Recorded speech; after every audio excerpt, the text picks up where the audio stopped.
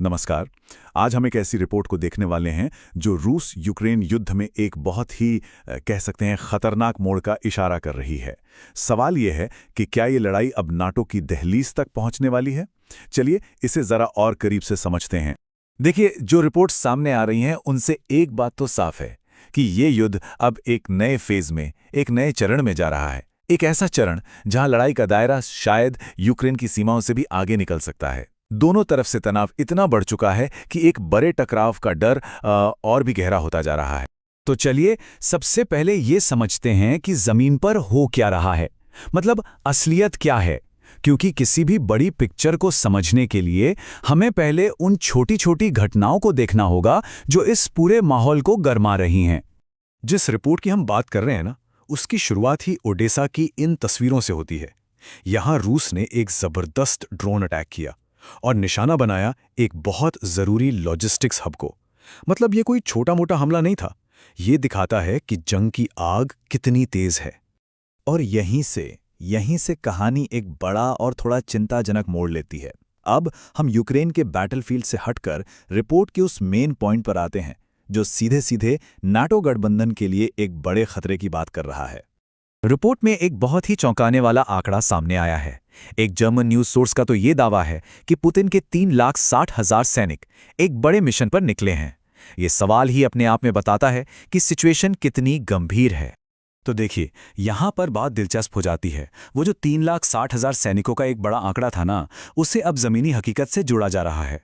एक जर्मन सांसद का बयान है और वो ये कहते हैं कि फिलहाल बेलारूस में नेटो बॉर्डर के एकदम पास रूस के 3600 सैनिक तैनात हैं। अब ये सुनने में 3,60,000 से बहुत कम लगता है ना? लेकिन ये रूस की 2 पूरी मिलिट्री रेजिमेंट हैं और इसे एक बहुत बड़ी स्ट्रैटेजी का पहला कदम माना जा रहा है। तो यहाँ पर जो समझने वाली बात है वो ये है कि ये जो सैनिकों की तैनाती है, ये कोई अकेली घटना नहीं है, बल्कि इसे नेटो बॉर्डर पर रूसी सेना के एक बड़े जमावड़े का हिस्सा माना जा रहा है। और इसी वजह से टेंशन एक बहुत ही क्रिटिकल पॉइंट पर पहुंच गई है। लेकिन सवाल उठता है कि आखिर रूस ऐसा कर क्यों रहा है? इन सब मिलिट्री मूवमेंट्स के पीछे उसका इरादा क्या हो सकता है? रिपोर्ट के हिसाब से रूस के कुछ साफ रणनीतिक मकसद बताए जा रहे हैं। रिपोर्ट में रूस के 4 बड़े मकसद बताए गए हैं। पहला, रूस हमेशा से नेटो को अपने लिए सबसे बड़ा खतरा मानता आया है। दूसरा, वो पोलैंड और बाल्टिक देशों में एक बफर जोन बनाना चाहता है, मतलब एक ऐसा एरिया जो उसकी सीमाओं को नेटो से फिजिकली दूर रखे। तीसरा, वो पुराने सोवियत देशों को वापस अपने असर में लाना चाहता है, अपने स्फीयर ऑफ इन्फ्लुएंस में। और चौथा, अपनी ताकत दिखाकर नेटो को सरप्राइज और चैलेंज करना चाहता है।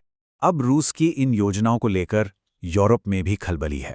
कई बड़े यूरोपियन लीडर्स अब खुलकर चेतावनी दे रहे हैं और ये चिंता सिर्फ 1-2 देशों की नहीं है, बल्कि पूरे कॉन्टिनेंट में फैल रही है। जैसे कि जर्मनी के रक्षा मंत्री बोरिस पिस्टोरियस, उन्होंने तो साफ साफ चेतावनी दी है। वो कहते हैं कि रूस अपनी मिलिट्री पावर को फिर से खड़ा कर रहा है और 2029 तक वो नेटो के लिए सबसे बड़ा खतरा बन जाएगा। ये एक बहुत ही सीरियस स्टेटमेंट है। और इन चेतावनियों के आधार पर एक टाइम लाइन भी सामने आ रही है। साल 2026 से 27 का जो वक्त है, उसे नेटो की तैयारियों के लिए बहुत नाजुक माना जा रहा है। और 2029 वो साल हो सकता है जब रूस रिपोर्ट्स के मुताबिक नेटो से सीधे टकराने के लिए तैयार हो सकता है। और इस चिंता में अब फिनलैंड भी शामिल हो गया है, जिसकी रूस के साथ एक बहुत लंबी सीमा लगती है। फिनलैंड के प्रधानमंत्री पेटेरी ओर्पो का कहना है कि अगर कोई शांति समझौता हो भी गया ना, तब भी रूस नहीं रुकेगा। यूरोप की सुरक्षा पर एक बहुत बड़ा खतरा मंडरा रहा है। और ये खतरा सिर्फ हवा में नहीं है। रिपोर्ट में तो ये भी दावा किया गया है कि रूस की टारगेट लिस्ट पर कौन कौन से देश हो सकते हैं। और इस लिस्ट में जर्मनी, पोलैंड, ब्रिटेन और बाल्टिक देश यानी कि एस्टोनिया, लातविया और लिथुआनिया शामिल हैं। लेकिन ये सब तो भविष्य की चिंताएं हैं, राइट? इन बड़ी बड़ी रणनीतिक बातों के बीच हमें ये नहीं भूलना चाहिए कि जमीन पर हर दिन हर घंटे एक भयानक लड़ाई चल रही है। तो चलिए वापस फ्रंटलाइन पर चलते हैं और देखते हैं कि अभी वहां क्या हो रहा है। ये स्लाइड दिखाती है कि कैसे एक्शन का रिएक्शन हो रहा है। एक तरफ रूस डोनेट्स्क में 400 टैंक भेज रहा है, Su-34 जेट्स से ड्रोन बेस पर हमला कर रहा है, तो वहीं दूसरी तरफ यूक्रेन भी चुप नहीं बैठा है। वो रूस के हथियारों के डिपो पर आर्टिलरी से हमला कर रहा है, FPV ड्रोन से रूसी ड्रोन्स को तबाह कर रहा है। ये जो FPV ड्रोन्स है ना, मतलब फर्स्ट पर्सन व्यू ड्रोन्स, ये बहुत तेज और सटीक होते हैं, जो इन्हें बैटलफील्ड पर बहुत खतरनाक बनाते हैं। इससे पता चलता है कि जमीन पर लड़ाई कितनी हाईटेक और इंटेंस हो चुकी है। तो इस सारी जानकारी और यूरोपियन नेताओं की चेतावनियों के बाद आखिर भी सबसे बड़ा सवाल तो यही खड़ा होता है कि अगला कदम क्या होगा। क्या ये तनाव सिर्फ डिप्लोमैटिक लेवल पर ही रहेगा, या फिर हम वाकई एक बड़े और ज्यादा व्यापक युद्ध की दहलीज पर खड़े हैं? इसका जवाब तो खैर आने वाला वक्त ही देगा।